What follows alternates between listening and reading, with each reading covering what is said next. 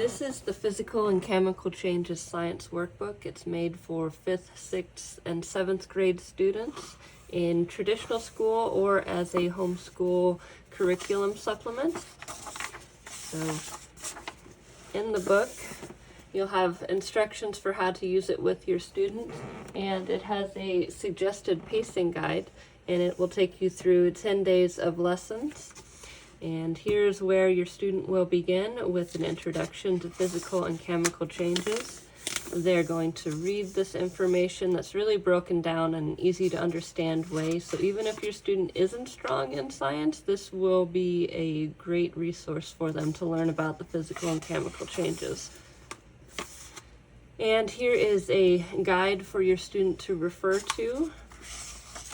And here are the first few worksheets. Now this is the easiest one, and it's just going to help them rehash the information that they read on the previous pages.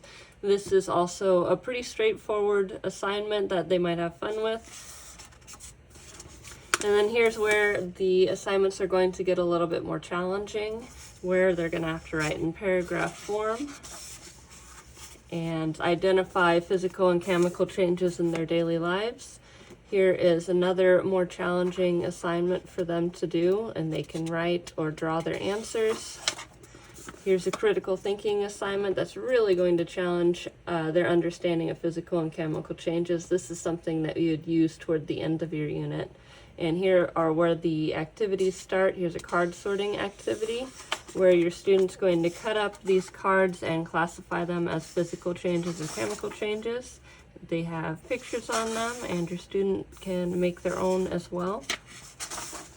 This is the card sorting activity sheet that goes with those cards to help them work with the material when they sort the cards into different physical and chemical changes. This is the stations activity. They're going to cut up all these cards and they're going to answer the questions. Now you can do that as task cards, or you can tape them around the room or outside. You can hide them for your student to find and answer. There's different ways you can use them. And here are quite a few cards, and then they can make their own. There are 2 experiments that they can do. Both of them are easy and straightforward for you. There's not a lot of materials that are required, so you're not going to go out and find difficult materials. One's an egg experiment and one's a balloon experiment. Here are the student sheets for those. They will write a hypothesis in both of them and describe what they're seeing and explain how it relates to physical and chemical changes. Here's a list of activities that you can do with your student throughout their unit. And here is a poster project that they can do. And here is a 10-question assessment that you can use at the end of your unit. And then all of the answer keys are supplied so you can really help your student understand physical and chemical changes.